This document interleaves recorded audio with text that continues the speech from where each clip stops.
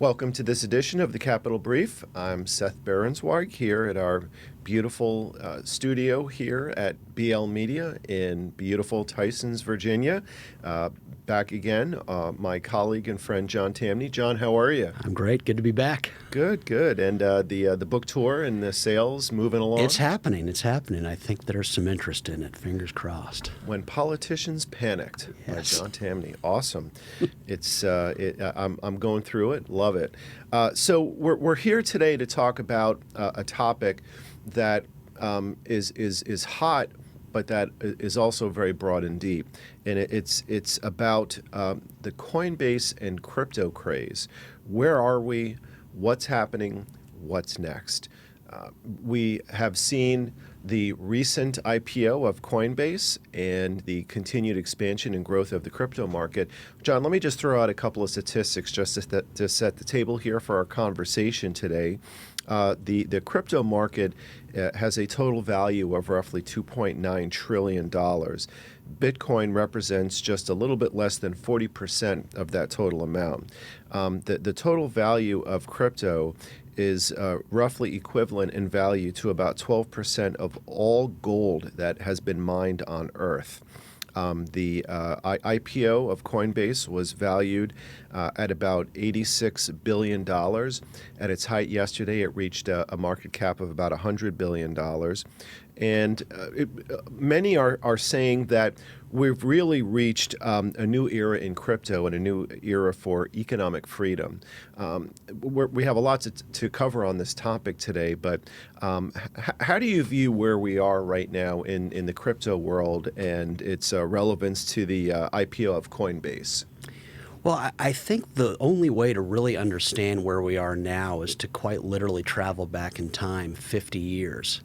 50 years ago at this time in April, the currency market was non-existent. And it was non-existent because currencies didn't move. The dollar was defined as 1/35th of an ounce of gold, and all the world's currencies, including the ruble, secretly, were tied to the dollar. So the world was on a dollar standard. A few months later, August 15th, President Nixon began the process of delinking the dollar, severing the dollar's link to gold. Some economists encouraged it. Some, including the head of the Federal Reserve, Arthur Burns, said this is a disastrous decision, begged him not to do it. Why did he say it was a disastrous decision? What was because the theory? Money is. Money is supposed to be quiet. It's a fiat currency. In a normal world, money does not move. If Adam Smith, John Stuart Mill, David Ricardo were around today and they said, wait, there's a currency market, they would say, wait, why? Money is supposed to be the quiet measure that facilitates the exchange of real resources. It was a throwaway line in The Wealth of Nations for Adam Smith to say the sole use of money is to circulate consumable goods. Money just always was. And so suddenly it was bouncing around.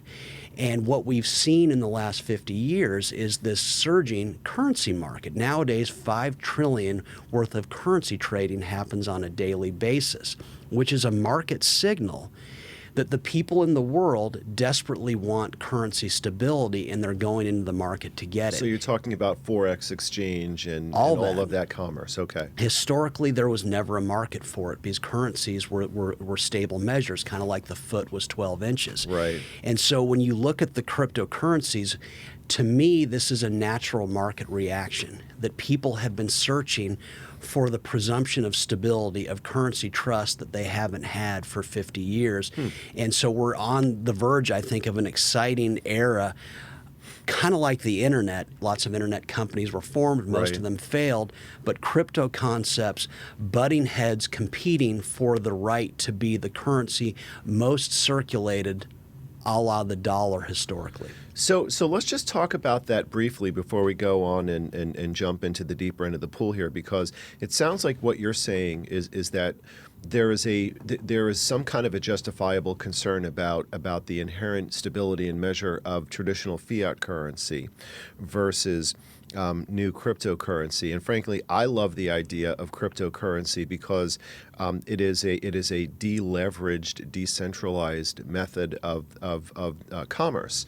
And I think that's really a new measure of economic freedom, because we don't have to worry about how stable or unstable our government is, or how stable or unstable another government is. So why?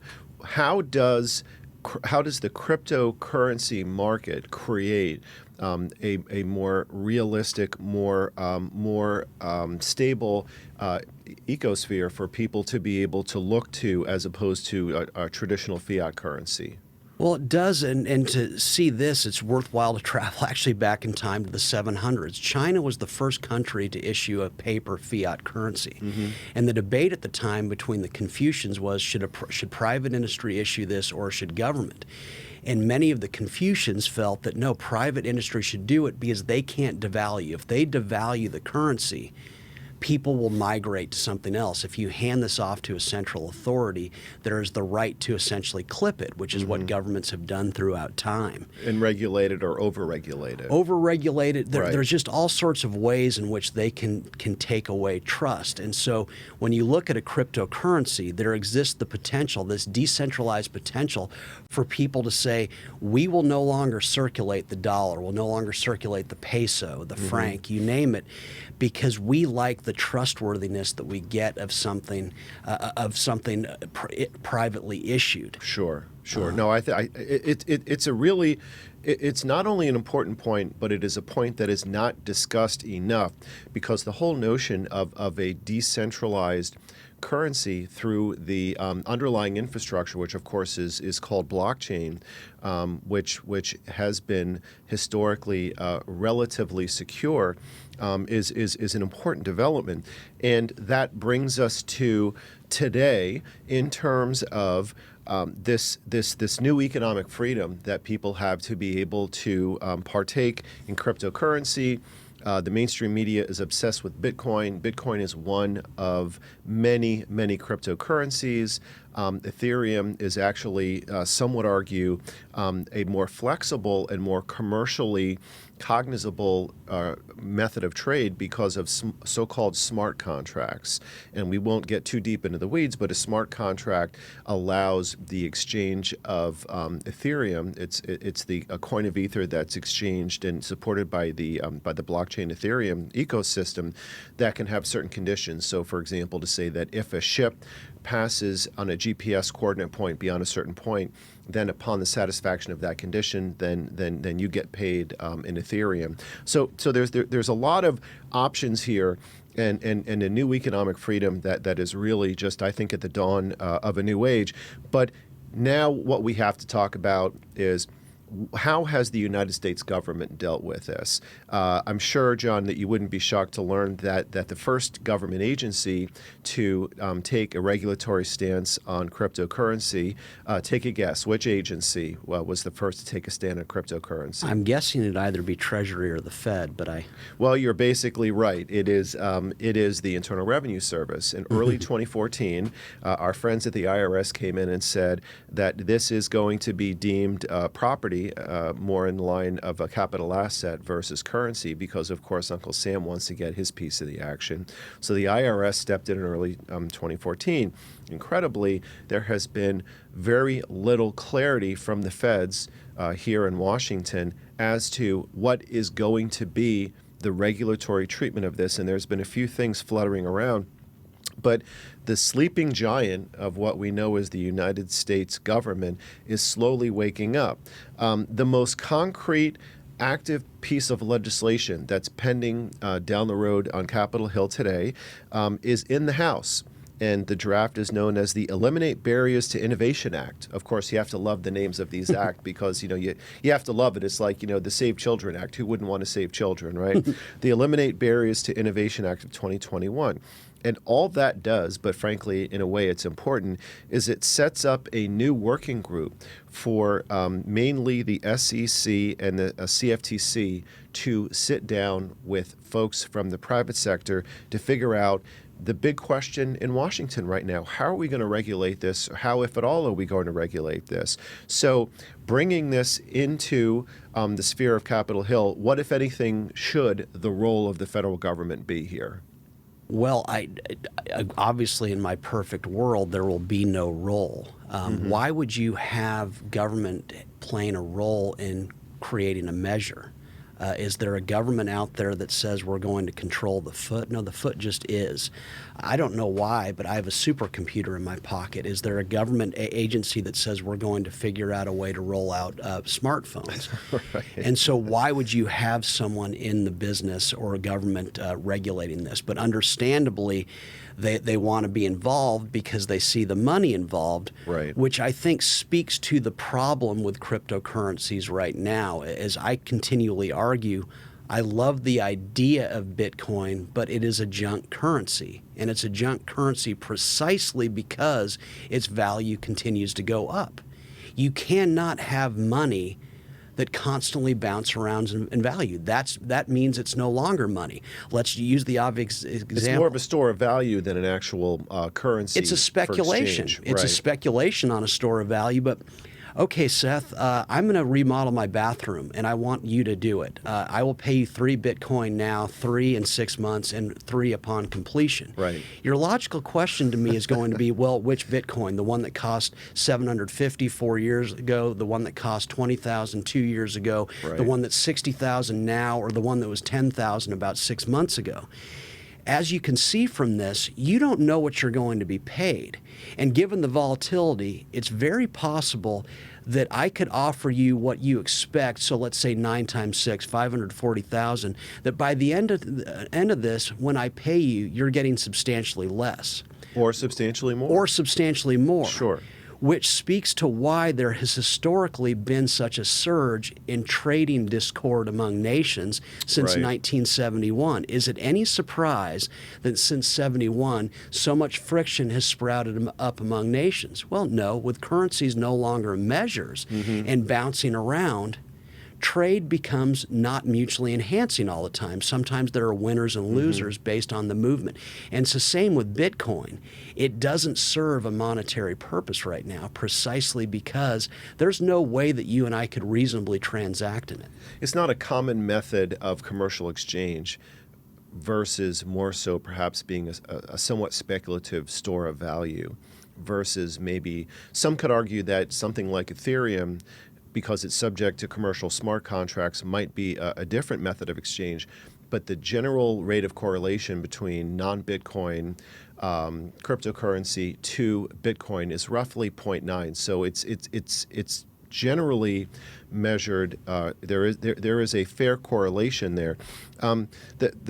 There's probably going to be some kind of regulation by the feds. You and I don't like big government, and you and I don't like a lot of government regulation. I see there being a likely role for minimal government regulation from the standpoint of financial, securities, exchanges, and some kind of an abuse of speculative behavior and criminal activity.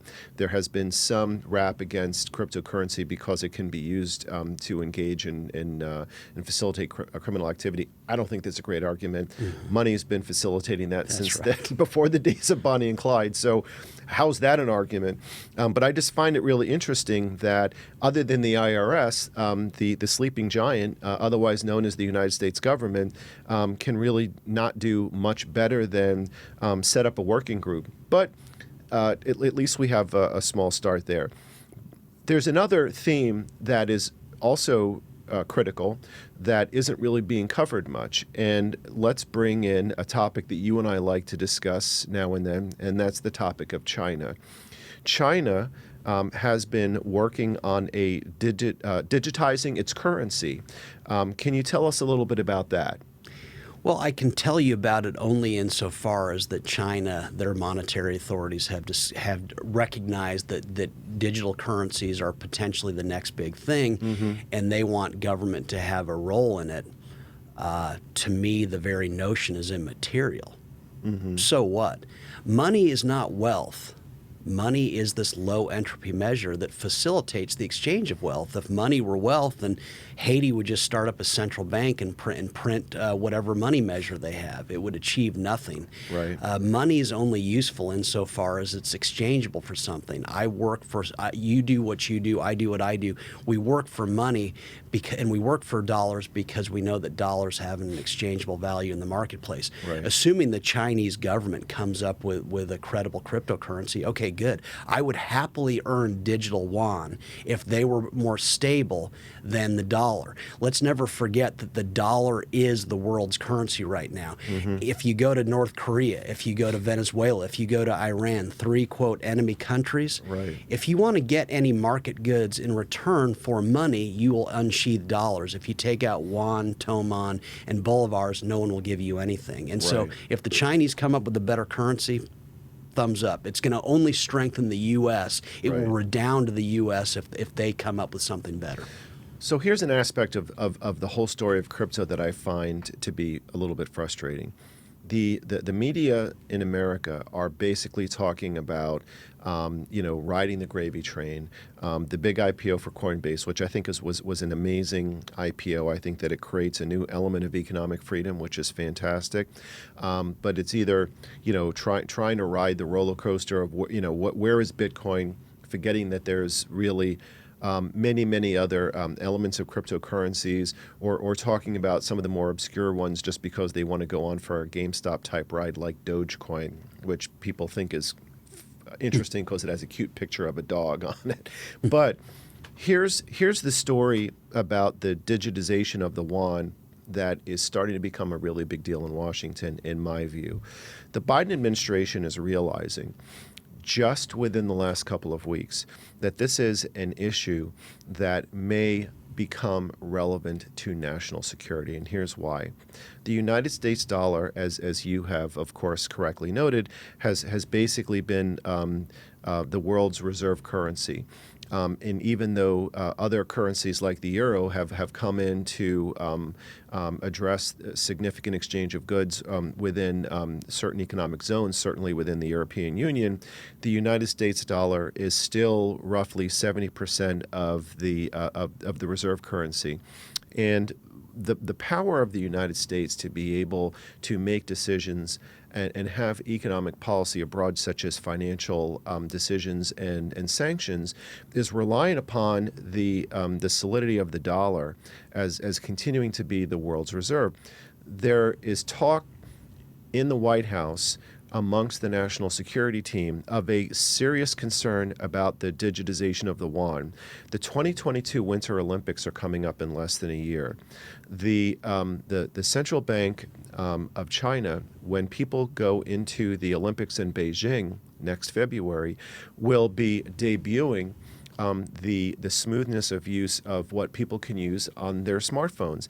And the goal of the communist government is to have a great dispersion of a digital yuan so that when people leave and then they go out and they go back home throughout the world, that China is basically going to eat the United States' lunch, because we're going to look like a sleepy dinosaur instead of a digital behemoth. And here we go again. China's going to leap ahead of the United States. China already has all of these connections with with their infrastructure initiative through Africa and other parts of the world. And now they're moving ahead with digitizing the yuan, and the United States is still just basically relying on paper currency. Now, of course, we have a lot of wire transactions that are going on, and the United States dollar is still the world's reserve currency in relative terms. But if China is able to take over a significant part of this role, it's going to have a significant implication on the United States' ability and influence to set policy directives and initiatives, and it's also going to impact its ability to set economic sanctions, because China is going to be able to leap ahead. So this is a topic that hasn't really come out a lot. It's really kind of the next sleeping issue that's going to come to the forefront, but there are some people in the Biden administration that are getting that. Do you think that China poses any kind of a risk in that regard, or is that just a lot of nervous talk? I think it's a lot of nervous talk. I think people will get to China this summer and realize, wow, we had no idea how powerful the United States was. And what I mean by that is any city you touch down in China, everywhere you look is a McDonald's, a Polo store, an Apple store, a Nike store, Sunglass Hut, KFC. Right. Everything. The Chinese people are having a love affair with everything American. Right. American freedom is the greatest export the world has ever known. It lifts us up like no other. Building infrastructure, much of that infrastructure won't even be of value in time, just given the evolution of the economy.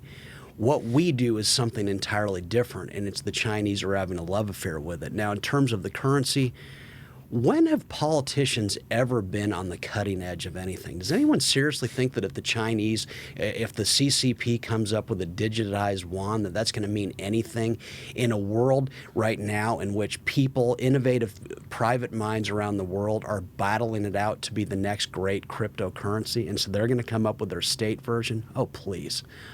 Bring it on. And if they do, and if it's stable, it's good for us. Let's never forget, the Soviet Union, it was a disaster for them when we left the stability of dollar price, because the ruble was surreptitiously priced against the dollar. Once the dollar started floating, it threw their 5-year plans that never made sense in the first place. Are you talking about the 90s during the Yeltsin era and so forth, or before? More the 1970s, the Brezhnev era. Right. Their 5-year plans never made sense because economic planning doesn't work. But talk about chaos. Mm-hmm. Once the ruble was bouncing around alongside the dollar, boy, it went from bad to worse. Yeah. And so I'm not worried about the Chinese government coming up with something that's going to make us look bad. Because Xi has a lot more agility to be able to get things done than here in the United States. I mean, so what? Well, what if they're able to leap light years ahead of us in establishing a new digital currency? I mean, we're talking about trillions of dollars worth of commerce. I mean, we're really running on an internet-based economy right now. That doesn't concern you? Well, why would it hurt us if they come up with a better currency? Why would it hurt us? That just means it makes it easier for us to facilitate the exchange of our own goods and services. But again, you'd have to assume, I want to know in history when the state has beaten the private sector to the market with something that's really valued. Let's never forget, politicians, it doesn't make them bad people, but they're constrained by the known. They are always fighting in the world we live in today. But see, entrepreneurs, as we know, are constantly rushing the future into the present. And so whatever Xi might have on his mind is almost by definition yesterday's news. So I think that some in the White House would agree with you and some in the White House would disagree with you, but it's fascinating to really ask the question of since when has there ever been any kind of a governmental initiative that has led ahead of the ingenuity and creativity of the private market. Of course, when you're talking about the Chinese government, they have a little bit more power and they have the ability to make decisions on a dime, but this conversation shows, in my view, in part how narrow and in part how clueless some of the conversation has been as it relates to crypto.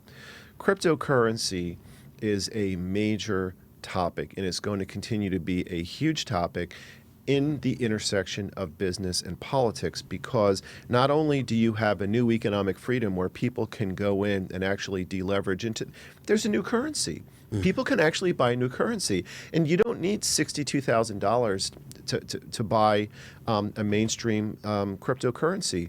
You can, instead of spending $60,000, you can spend $1,600 or $1,800 on Ethereum.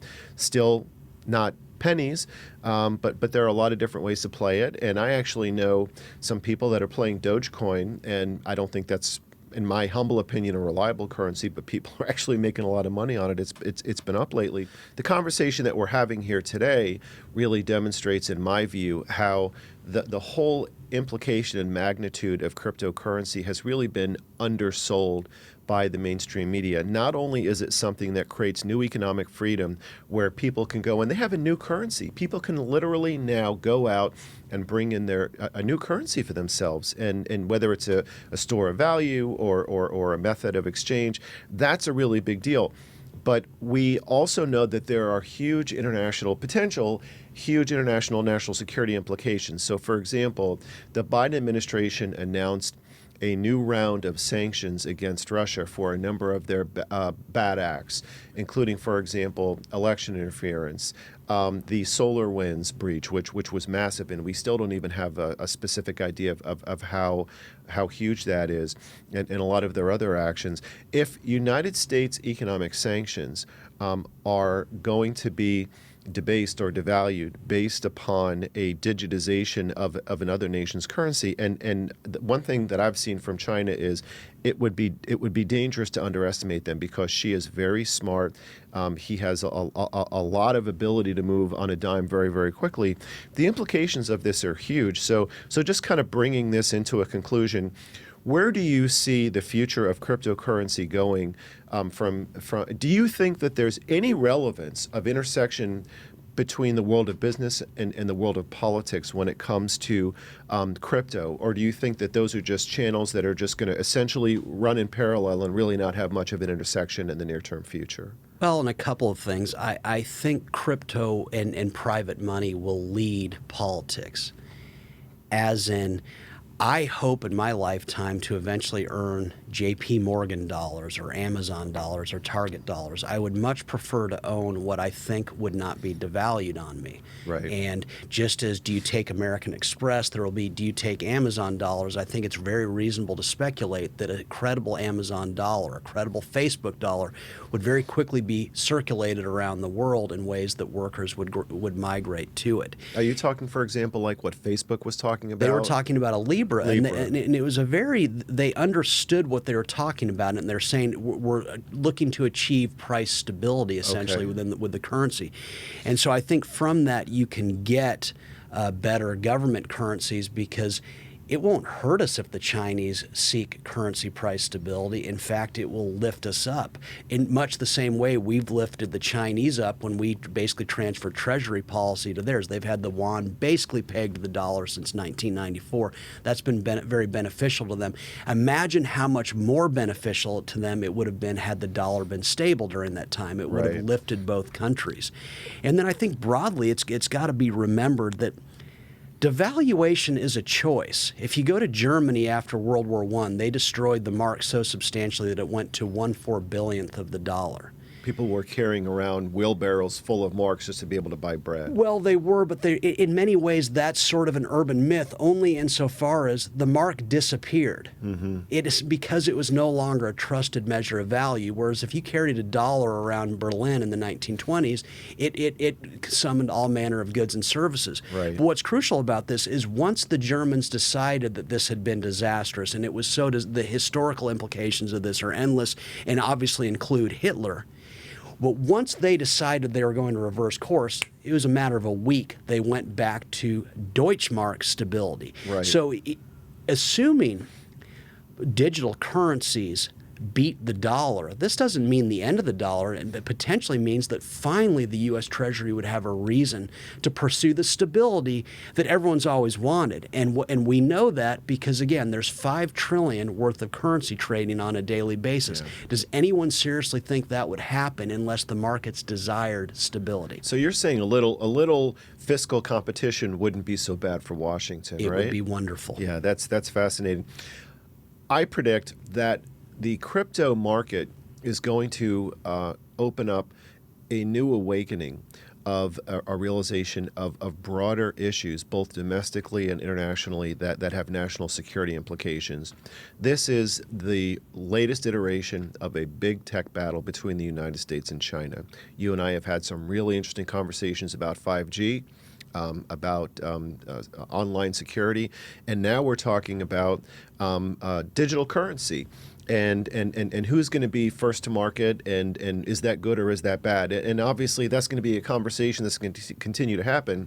But this country needs to go to a higher level in terms of what this conversation is, because it's not just about an emoji with a cute puppy on it saying, here's Dogecoin on a rocket that's going to go out into outer space. This is a really big deal. It's a new currency.